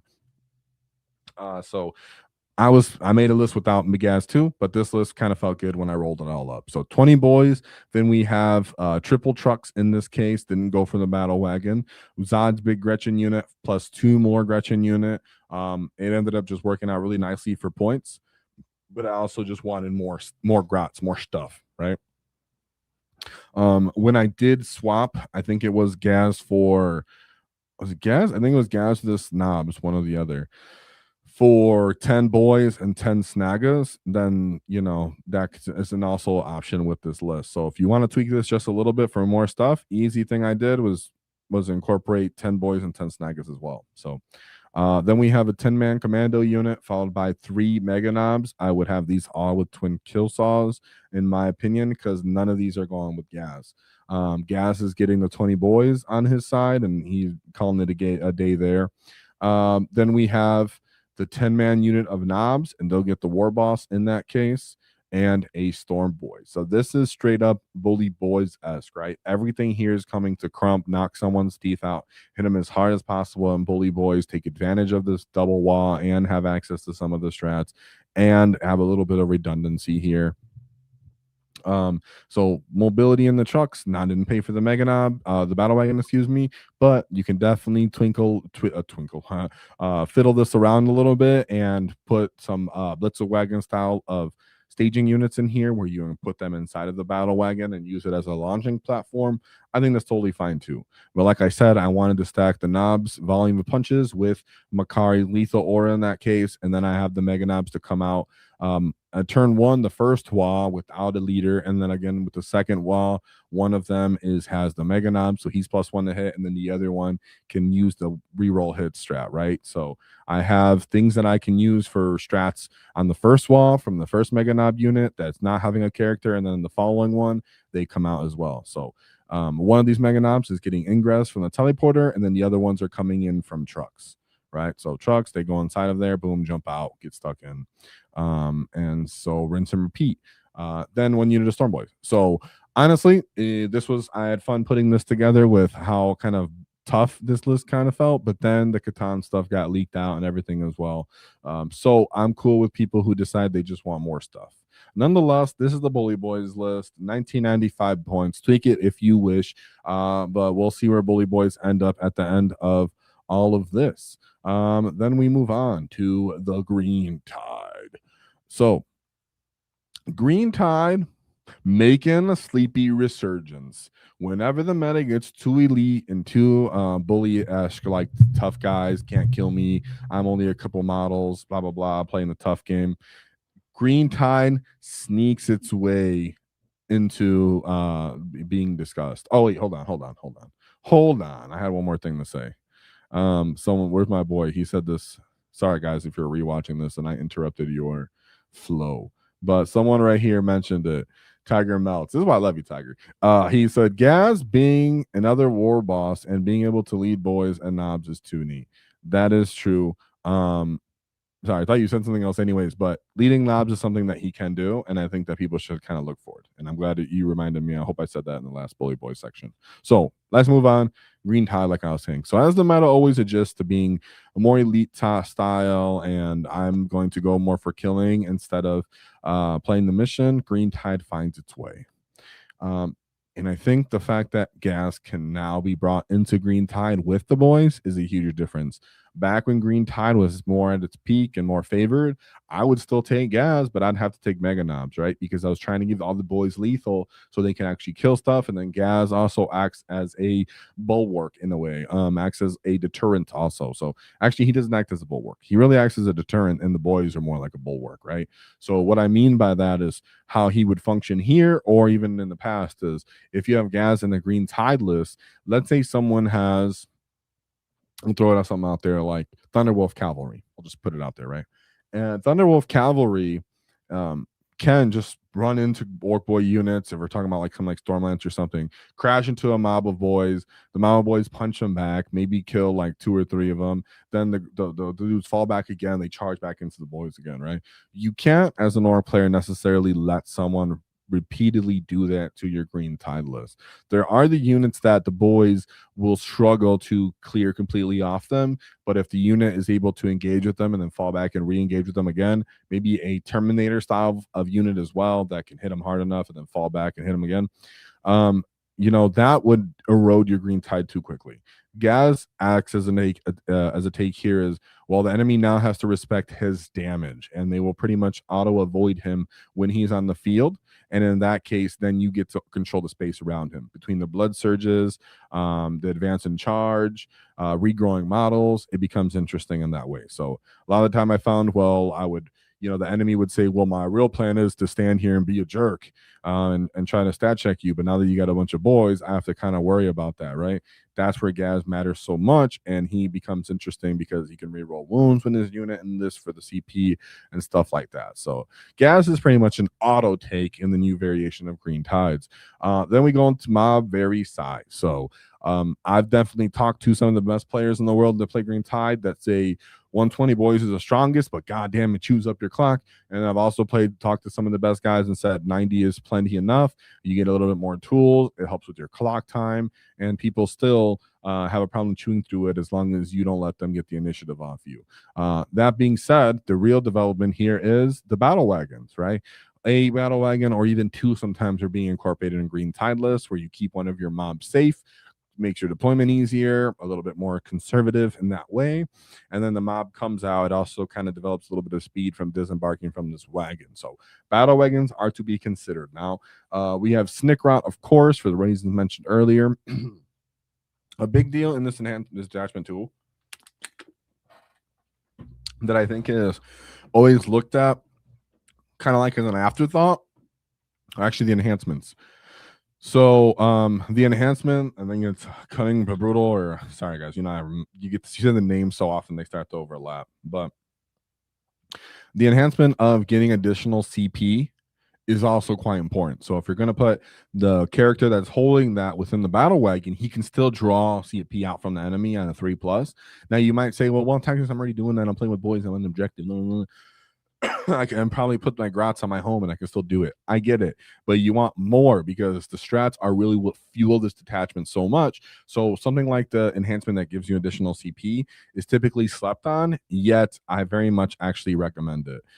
So even though the detachments aren't super appealing sometimes, I still recommend leaning into at least 2 or 3 of them when you make your Green Tide list. And now as for the flex options, again, you hear a lot about Storm Boys because they can still advance and charge, and they fly. So when people set up like little screens and stuff like that, you can't just be completely held back from your boys with just some stupid screen. The Storm Boys can jump over or go interact with those screens before they get in the way. So a lot of the time people do think they matter a lot, and the flying ability makes it so that they don't get slowed by everything that's standing around them. I know that sounds obvious, but like if you take bikers or flash kits or whatever, and you're like, well, they're going to do my little tasks. To be honest, they might not even get there because there's so many bodies and stuff there in the way of them. Then we have commandos. Again, commandos can be overly tapped into for Green Tide, and I don't mean that in a bad way. I mean, people might go up to 30 and 20 mandos, really play that full infill game. I might only have 90 boys, but maybe I have more commandos. So I have my boy type bodies, but they already have a built-up invuln. Well, I guess they already have in this attachment, but they're going to retain it regardless of the unit size. They're going to have an invuln to shooting, and they're going to be -1 to hit. Plus, they're going to be right in your face. Maybe offset the enemy's ability to take up firing lanes to shoot into your backfield. So Mandos are a good flex, and I think you should consider what size you take with them when you are taking them. Then we go for the buggies. So the buggies is a funny flex and twist, but among all of the best lists I've seen and the players I talked to, all the buggies have been considered for the various reasons I mentioned at the very beginning of this video. So if you're still around and you're still watching it, leave a like. You're awesome. I love you. Because we getting into it all. But the buggies do have some more debuff support value in this detachment. So if you're taking a Boom Dakka Snaz Wagon and using its -1 to hit aura, and because you want to offset some of the punching from World Eaters, for example, cool, great job. That works. Want to slow down the Custode's ability to punch you away. That's another good way to use it. But of course, you have the custom booster blaster. So say that you're worried about them just shooting away your debuff. Well, you can shoot them instead and take away that debuff. So I like that as well. Those are the two favorite support buggies in this detachment that you can also consider, and they're quite cheap. Then we have Dakka support. Not as often, not as prolific, but there were times where people would either bring flash kits and trucks, or they would bring a mech and utilize the mobile truck bunker, Dakka bunker, right? Where they're giving it +1 to hit and letting the unit shoot out of it, because people sometimes would say, well, I just need to kill those stupid little screens anyways, and I don't like that they can just stand in front of me, therefore I want to be able to shoot them. So a lot of the time it's really more a small arms fire thing, not a destroy tough enemy units thing, because like I said, now we have gas. And then last but not least, there are archetypes developing I haven't been able to play with, so I can't really say much about it, where you take just Gaz and maybe 1 or 2 other characters, call it a day, and then just saturate the field with 120 boys, 30 commandos, whatever it may be. So I think that kind of real hard skew, of course, always has its place, because when you go to a really hard skew, the enemy just doesn't have the tool to keep doing that, and you're leading into the more off meta aspect of Green Tide, which is just having more bodies. But then you're fighting the clock and your back and the ability to keep replicating that. Sorry, I got something in my eye. So there's other factors anyways, right? So with that being said, let's take a look at the Green Tide lists. So here we have the Green Tide list that we have put forward. Sorry, I don't know why I brain farted there. This one is quite character heavy. So I like this one first. This one was more our boy John Holbrook style of list from what we talked about and what I've seen from him. And it has everything that I kind of appreciate last time I played Green Tide as well. So we have Boss Nickrock, Gazgul, Thraka. We have Painboy with Bloodthirsty Belligerents with Gazgul as unit typically. We have a Painboy again with the War Boss. Then we have 2 more War Bosses without an enhancement, and then a Cunning but Brutal Weird Boy. So it's Cunning but Brutal Weird Boy can go with the 10 boys. Each War Boss can go with another one of the 20-man unit of boys. And then the Pain Boy as well gets with the unit, and so does Gaz's unit. Then, of course, all those units takes up a battle wagon for its safety as well, and it's for its positioning. Then you have the Boom Dakka, as I mentioned earlier, trying to really offset that melee thing, because to be honest, typically the only problem we're going to face is the melee matchup and the ability to clear up these entire bricks of boys. That being said, just 2 more units of Gretchen and then 1 unit of commandos, because I absolutely need the commandos so that the enemy can't just play the mid-table game. Green Tide needs to reach and cross that mid-table line to enforce its will. And if you ever let the enemy start or push you past beyond that mid-table line, you are losing the positioning part of the game, which means there's a good chance that your boys aren't making engagements where you want them to be, which is in the mid-table on the objectives in the fights, where they get the most advantage due to their OC and their stratagems. So make sure you keep that up, and that's why commandos really matter in a big way. Then we have another Git who matters in a big way, the Bad Dog. Whoa! So the Bad Dog, thank you very much. We've been out for a while. We lost a lot of WAAAGH energy here and momentum, so thank you for bringing it back and getting some spores growing again. We got that Cult of Speed video coming out. I was delayed from all the holidays, so excuse me for that.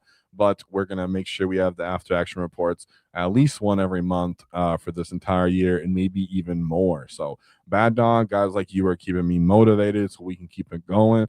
A lot of work, and we lost a lot of WAAAGH energy, but you're bringing it back, and the boys are being spawned right now, like our boy Andrew down there. So thank you very much for the boys spawning here. So that's what I feel about Green Tide. Of course, Green Tide is for those people that are really committed. So with that being said, we do have content on that if you want to check out how to run it. And we move on. So now, maybe you guys are going to want to punch me in the forehead for this, but I did not completely break down the Hunt, Tactical Brigade, and more in Dakka, but I do have things to say about them. I do not necessarily have a list to show for them because the list have stayed very samey on Tactical Brigade and the Hunt. That being said, I actually do like the Hunt in its current state for the most part. Don't love it, but I really do think that it has some play. So stick around so we can talk about these remaining detachments because this is where I want them big brain boys and innovators to really come through. Then we'll end it off with some questions and just interaction with the chat after this. No, it's a long one, boys. So thank you guys for still being here. You're keeping me pumped. So we have the big Hunt. Like I said, good tools into the meta. The ones I'm speaking of specifically, we have the 3 damage beast boss. Why that matters is because it matters for the katanas we were talking about earlier and the 3 damage infantry that we're going to be fighting and some of the greater demons.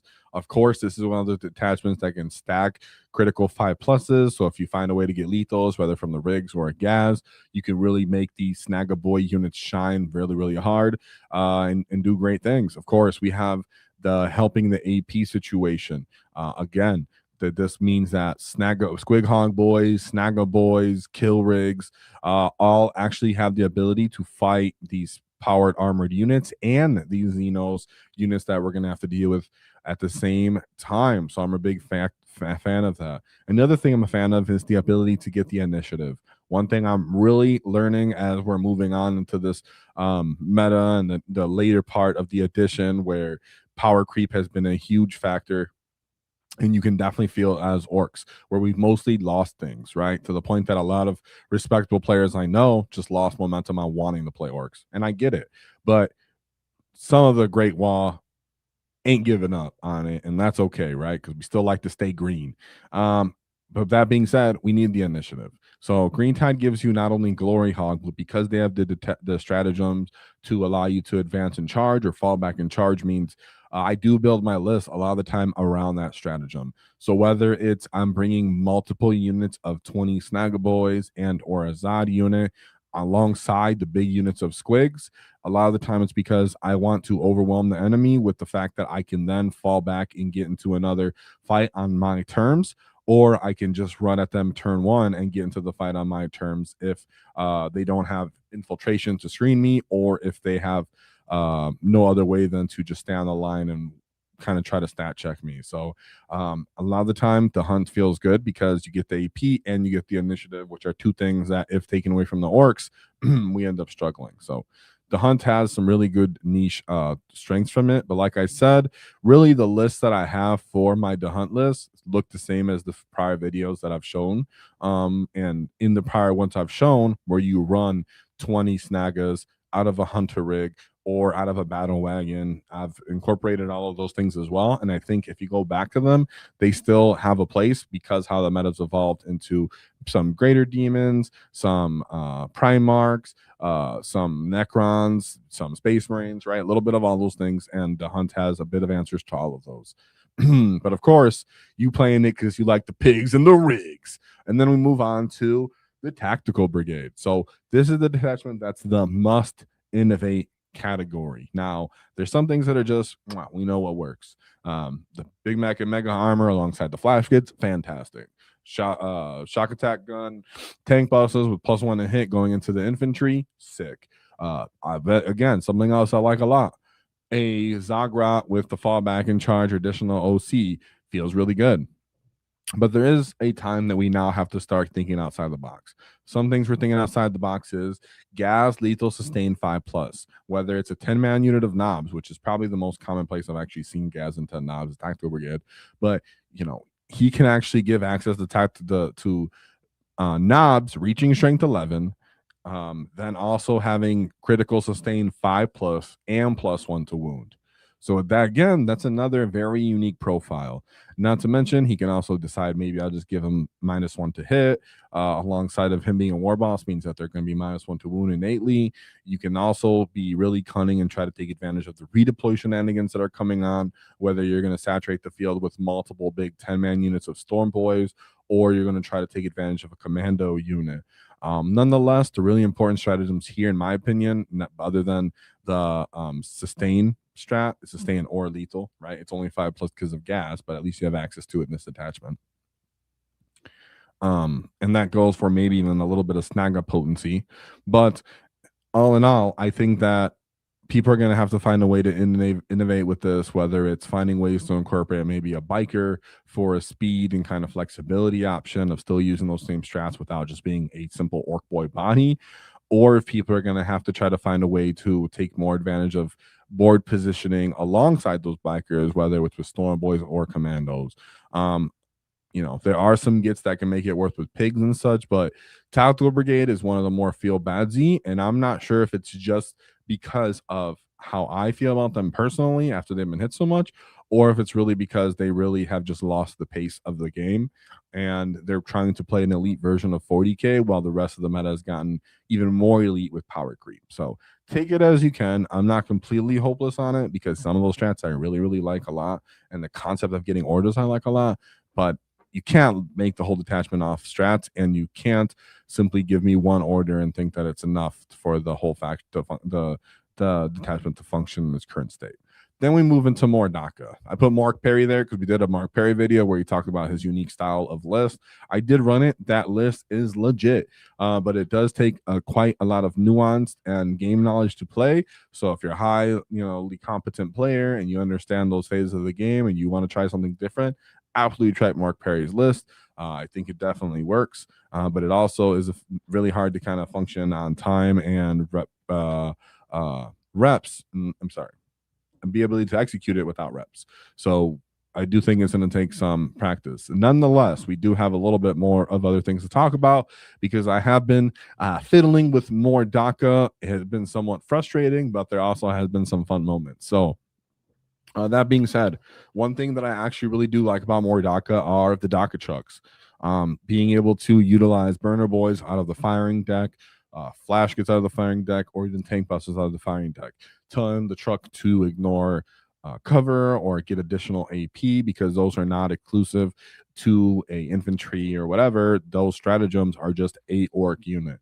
So Dakka trucks have been pretty dang fun to use. Of course, you could also decide to use a battle wagon as a Dakka wagon. It's not T12, but hey, you can still try to take advantage of shooting platform. Then we have the mech guns. So the mech guns, being able to get +1 to hit from a mech, so they can stage behind a building. The mech allows them to move through the wall. They're +1 to hit, so they're hitting on 3s, and then they're re-rolling 1s. That could be really impressive into elite infantry profiles. But if you're also a really silly git, you can use it for tractor cannons. And the tractor cannons, again, devastating Katans, devastating Primarch style characters. So if you're someone that's really tired of your friend's Primarch because he's really just stinky and always getting in the face and he's just YOLOing them at you all the time, well, it might be time for you to tractor cannon that guy off the table and show him what it is to get devastating wounded by an orc. But that would be hilarious. Again, the last but not least point would probably be the main component of more Dakka every time I go back to it is I really want to take advantage of the all game WAAAGH, pretty much 2 CP WAAAGH ability, and or I want to take advantage of the re-rolling wounds strat. So there are fun options for that. Like if you have a WAAAGH scrag bag and you re-roll wounds on an objective into like a monster or a 4-up save kind of armor unit, where then WAAAGH is trying to get more of those anti 4+ damage off, and at that point you can be really, really devastating with some of these squig units. The squig units can have WAAAGH throughout the game. A Death Killer War Trike with a War Biker can get a WAAAGH, really get the initiative early in the game. So there are other stuff than Gaz, but the main appeal typically is just Gaz's Makari ability for that. There are some weird fun circumstances as well where you can shoot back at people, but when they shoot at you, maybe with a can or a flash kit, but a lot of the time the detachment ability and the sustain is just so underwhelming. So you really do find the most impressive things that you get from it are the strats for your Dakka truck and are the all game WAAAGH from the 2CP WAAAGH ability coming to gas. So that's not to discourage anyone, but that's pretty much what my analysis has been and from my repetition. Of course, we got another 10 wall tactic gifted memberships from Arcane. Whoa! So he's already super supportive. Get out here. He's a big boss. So thank you very much for being generous, man, because, you know, it's hard to say, right? But it means a lot, and it's always moving. I'm always very, very grateful.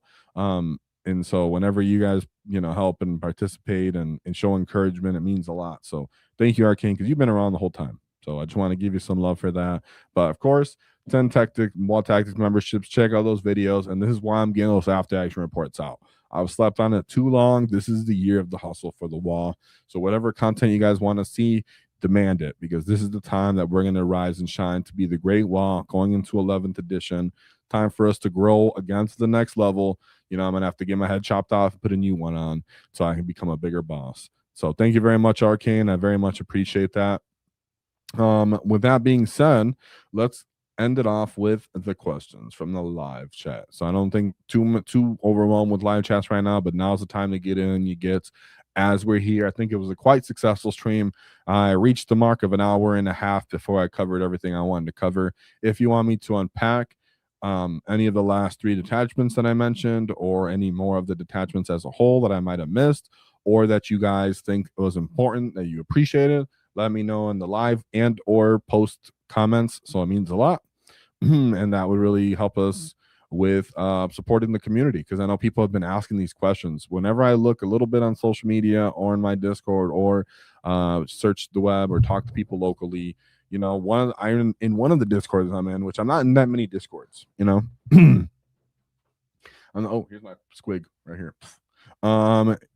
You know, I'm not in that many Discords, but one of them just straight up was like, orcs have no answers to Catans. You know, I was like, keep thinking that. You know, even of course I didn't go out there like, let me tell you, well, actually, I didn't do that either, right? I just put a little joke on it, but in my heart, I was like, really, do we not have an answer? Do really people really think that? And I think, you know, nonetheless, it should be good. So orcs, I think, have a good spot overall. And the 40K, like along the whole entire, you know, network of factions, I do think, of course, we have some hard matchups on some certain missions, and they don't hold up because the power creep. They can definitely feel bad because we lost their synergistic abilities and any really dynamic and tactical calls and plays, because UW took more from us than they've given us.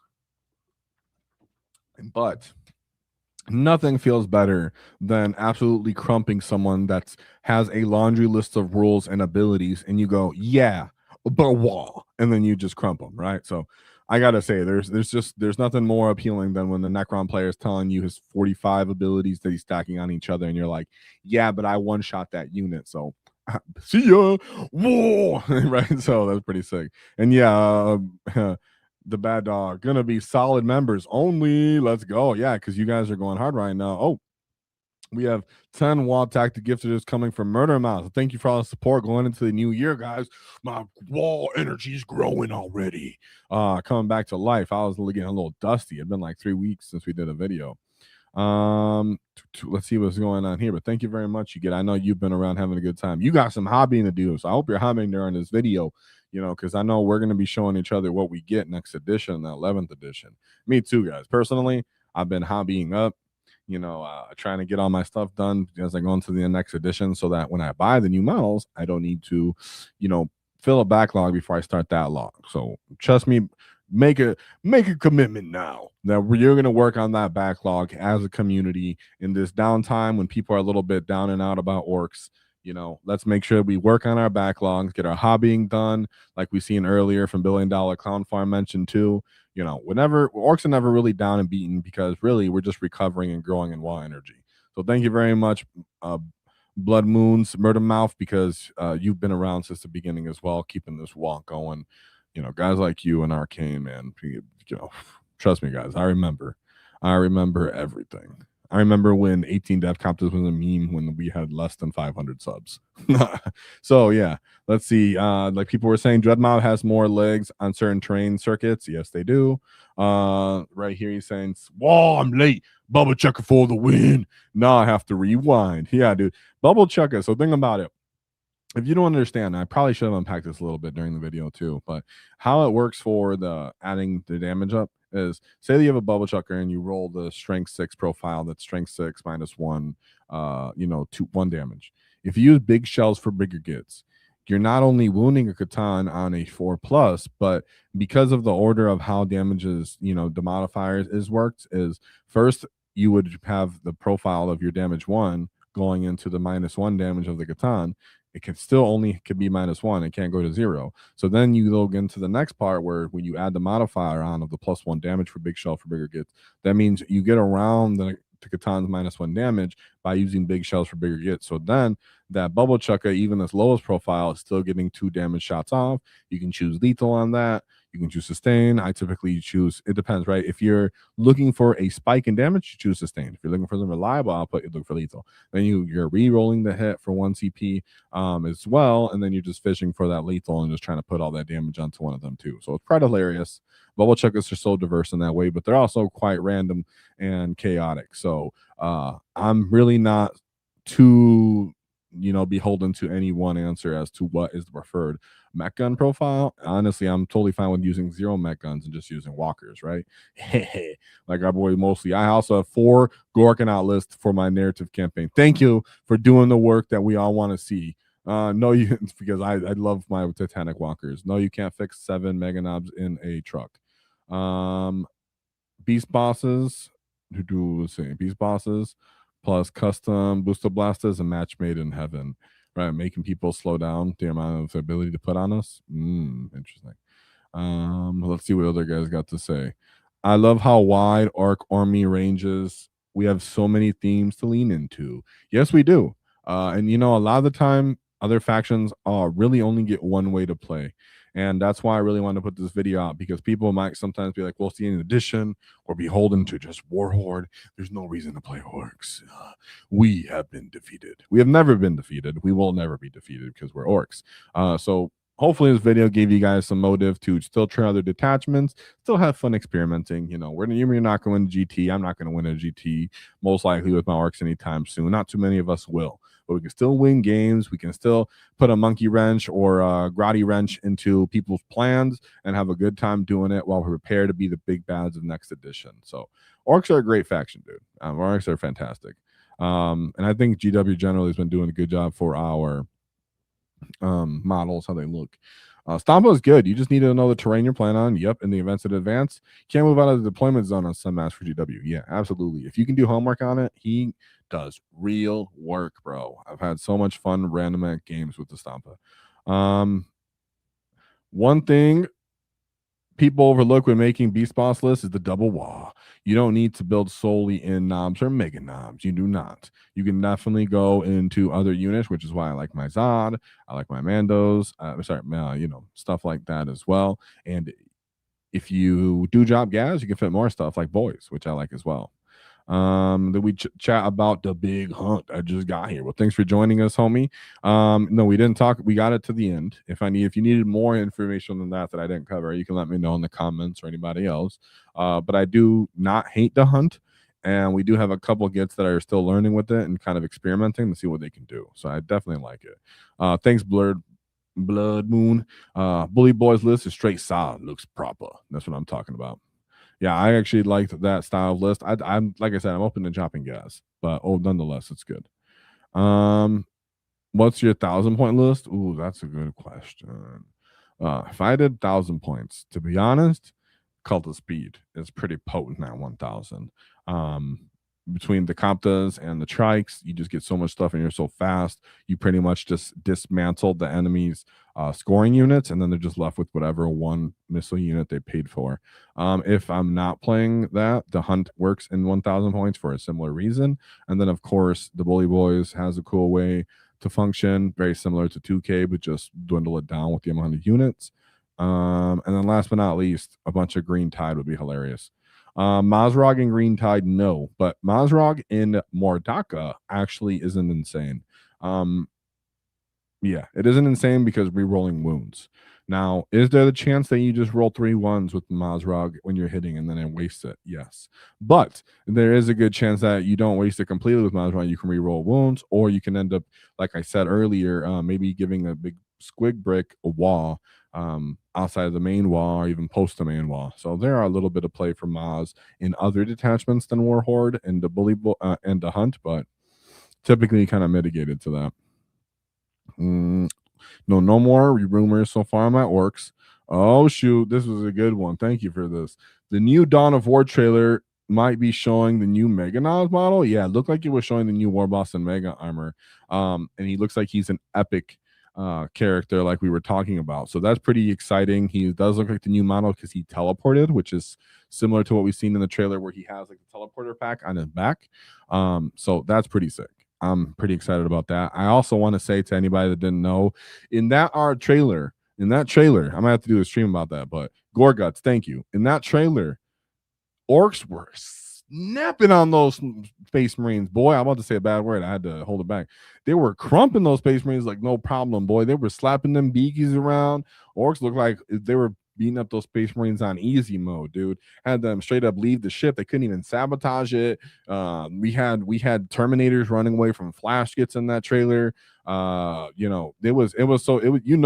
having a good time when the war boss slaps away the basic boy just so he can get the fight on. Because if a basic boy is not occupied with fighting a different target, it means that they're pretty much winning the fight because the boys are just everywhere. They're just like, we're gonna hit now. Oh! So that was a great trailer. I think Orks really came out on top of that one, especially when they show off their, I guess it's not an attack moon. I think it's like an asteroid moon or an asteroid ship, but we'll just call it an attack moon. Whenever you see the attack moons, I'm like, yes. At the end, to pretty much say I'm going to hit the planet with a multi-megaton nuclear bomb while I'm chasing a couple drop pods in the Thunderstrike is the overkill that I appreciate as an Ork player.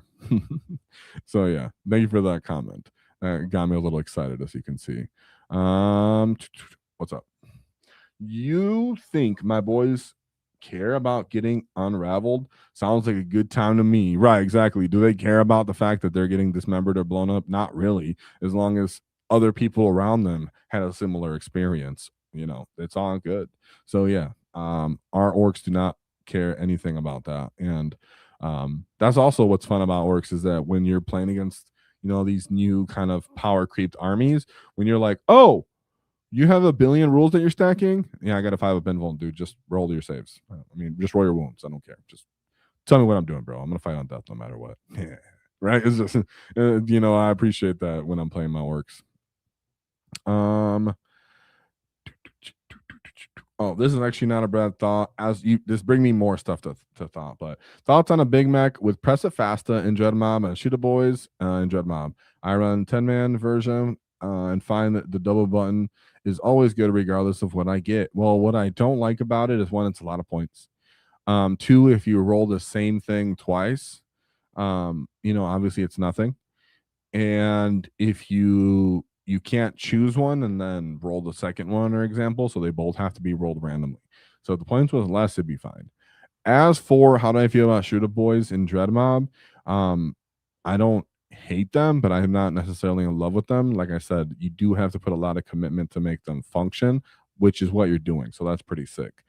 The last thing I will say about that is when you run Gaz in a Dread Mob unit with the Big Mac and 20 boys, even though you don't have access to 5+ critical with shooting, in melee you do, so you can still have access to the sustained lethal 5+ ability that you would get in War Horde, the Hunt, and Tactical Brigade. You could still get it in Dread Mob with your 20 mob and gas. So if you're really crazy and you really want to think outside the box, or you just don't have the points or the models, to fill up the points for a Dread Mob, you got gas.